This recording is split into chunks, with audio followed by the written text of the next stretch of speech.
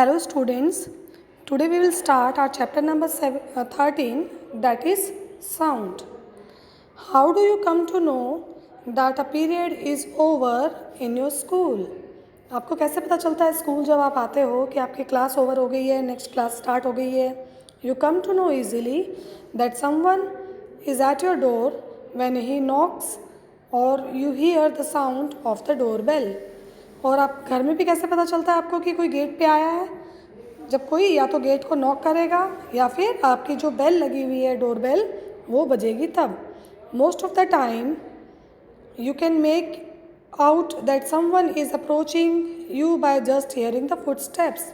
और ज़्यादातर हमेशा हमें क्या लगता है कि कोई पास से गया है या हमने कोई आवाज़ सुनी है तो हम उनकी जो कदमों यानी पाँव की जो आहट है उसको पहचान के पता लगा सकते हैं कि हमारे पास से कोई निकला है.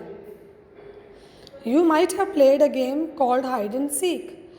आपने बहुत बार बचपन में ये गेम खेला होगा, आज भी हम लोग कई बार खेलते होंगे आप लोग. हाइड एंड सीक, छुपन छुपाई. In this game a person is blindfolded and has to catch the remaining players. ये हाइड एंड सीक वो वाला है कि जैसे आपके आंखों पे पट्टी बांध दी जाती है और आपको अपने फ्रेंड्स को ढूंढना होता है. रिमेनिंग प्लेयर्स जो हैं उनको ढूंढना होता है. How is the blindfolded person able to guess which player is closest to her? तो आँख पे पट्टी बांधने के बाद कैसे पता चलेगा कि आपके आसपास कौन है और कौन आपके बिल्कुल नज़दीक है? Sound is an important role in our lifes. तो हम आवाज़, साउंड का मतलब क्या है यहाँ पे? आवाज़. ये सब चीज़ें जो हमारे आसपास घूम रही हैं या हम किसी को अपनी उसके पाँव की आवाज़ से पहचान रहे हैं या खेलते समय आँख बंद होने के बाद भी हम किसी को पहचान पा रहे हैं, सुन पा रहे हैं, वो सब है साउंड. तो साउंड का हमारे लाइफ में बहुत इंपॉर्टेंट रोल है. It help us to communicate with one another. ये हमें हेल्प करता है एक दूसरे से कम्युनिकेट, बातचीत करने में, अपने विचारों को पहुंचाने में या किसी की बात को सुनने में. We hear a variety of sounds in our surrounding. जब हम सुबह उठते हैं तो देखो हमारे आसपास हम बहुत सी आवाज़ें सुनते हैं. कभी चिड़िया की आवाज़ सुनाई देती है. आसपास अगर कोई पानी की जगह है तो पानी की भी आवाज़ हमें सुनाई देती है. व्हीकल्स चल रहे हैं रोड पे वो भी हमें सुनाई देती है. अगर हवा चल रही है तो पेड़ों की भी आवाज़ हमें सुनाई देती है. Make a list of sounds you are hear in our surrounding. तो आप इस तरीके से बना सकते हो, एक लिस्ट बना सकते हो कि हम कौन कौन सा आवाज़ अपने आसपास लगभग कॉमनली सुनते हैं. In the music room of your school, you hear the sound produced by musical instruments like flute, tabla, harmonium, etc. आप जब कभी म्यूज़िक रूम में एंटर किए हों या फिर कभी आप कहीं म्यूज़िक की जगह पे गए हों तो वहाँ आपने देखा होगा हर जो म्यूज़िकल इंस्ट्रूमेंट होता है उसकी अपनी अपनी अलग अलग साउंड होती है. फ्लूट की अलग साउंड होगी, बांसुरी है, तबला उसकी अलग साउंड होती है, हारमोनियम की अपनी अलग आवाज़ होती है. तो हम उनको ईज़िली सुन सकते हैं. How is sound produced. तो ये तो क्लियर हो गया कि आवाज़ सुन के हम पता लगा सकते हैं किसी भी चीज़ का, लेकिन अब ये ज़रूरी है कि साउंड कैसे प्रोड्यूस होता है.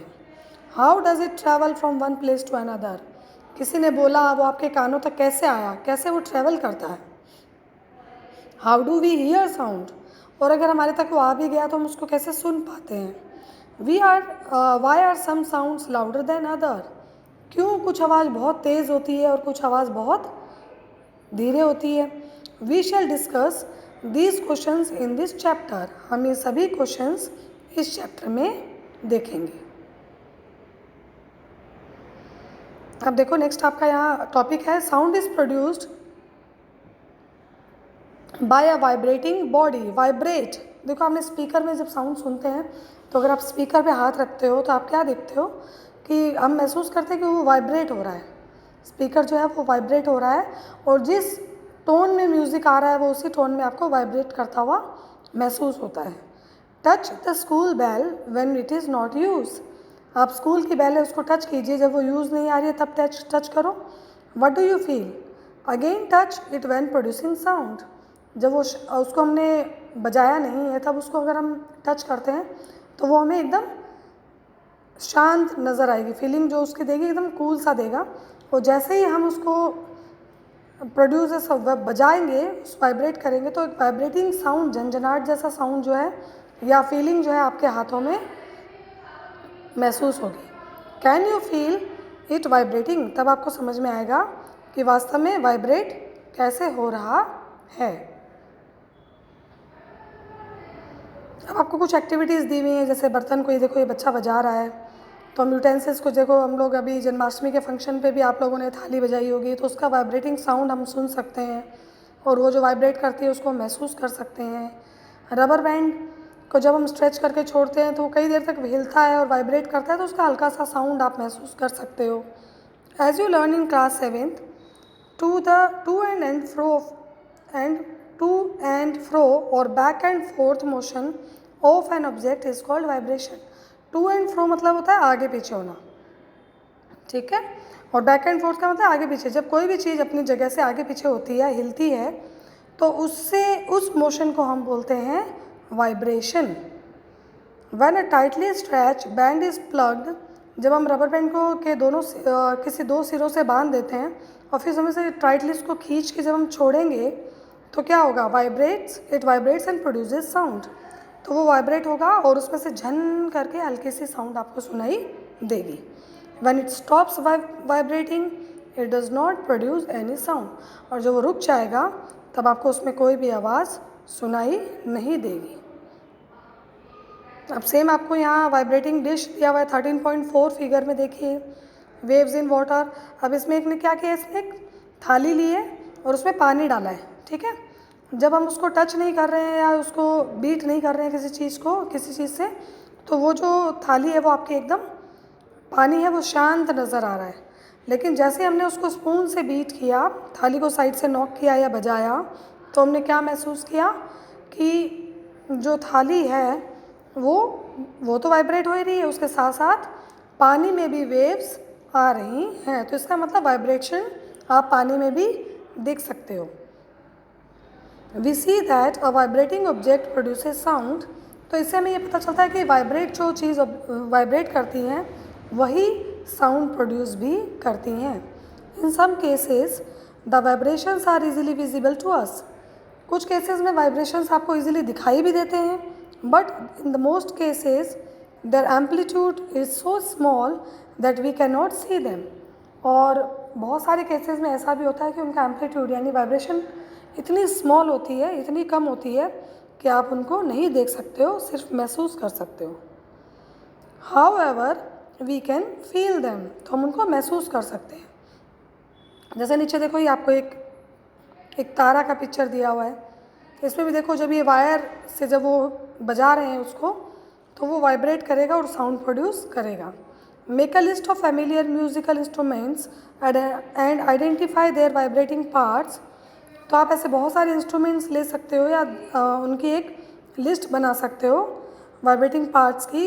अ few examples are given in the table. आपको एक टेबल दी हुई है, इसमें कुछ एग्जांपल्स आपको दिए हुए हैं, देख सकते हैं आप लोग।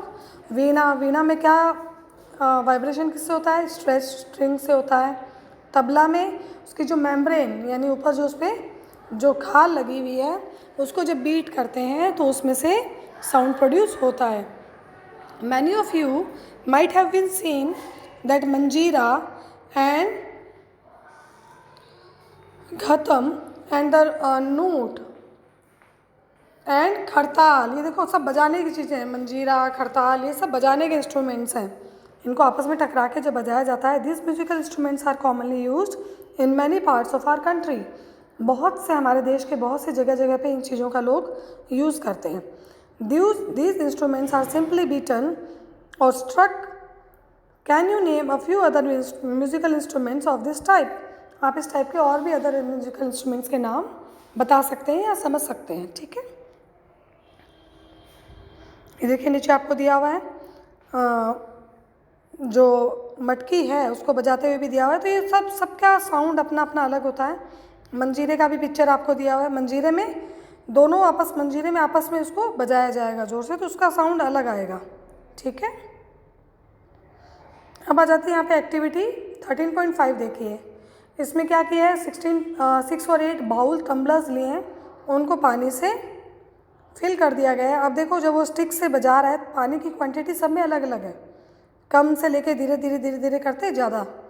जब इनको बजाया जा रहा है तो देखो जिसमें पानी की क्वांटिटी जितनी है उसका साउंड उसके अकॉर्डिंग ही आ रहा है, जिसको जल तरंग भी कहा जाता है। When we pluck the string of an instrument like a sitar, the sound that we hear is not only that of the string, the whole instrument is forced to vibrate, and the sound of the vibration of the instrument that we hear. अब देखो इसमें एक तारा, सितार, इनमें क्या किया जाता है, देखो वायर्स होती हैं, गिटार भी आप जैसे देख सकते हो, तो इनमें उन स्ट्रिंग्स को वाइब्रेट किया जाता है, तो उससे आपके म्यूज़िक जो है वो प्रोड्यूस होता है और वो साउंड आपको सुनाई देता है। Similarly when we strike the membrane of mridangam, जैसे आपके साउथ में जब मृदंग आते हैं तब ढोलक टाइप होते हैं, थोड़े लंबे और पतले होते हैं, तो उनमें भी जब मेम्ब्रेन यानी जो उनके जैसे तबले में जैसे ऊपर खाल होती है उस तरीके की मेम्ब्रेन उनमें दोनों साइड लगी हुई होती है, जब उसको बजाते हैं, बीट करते हैं, तो उसमें से भी साउंड प्रोड्यूस होता है। Now is that we hear not only that of the membrane but the whole body of the instrument.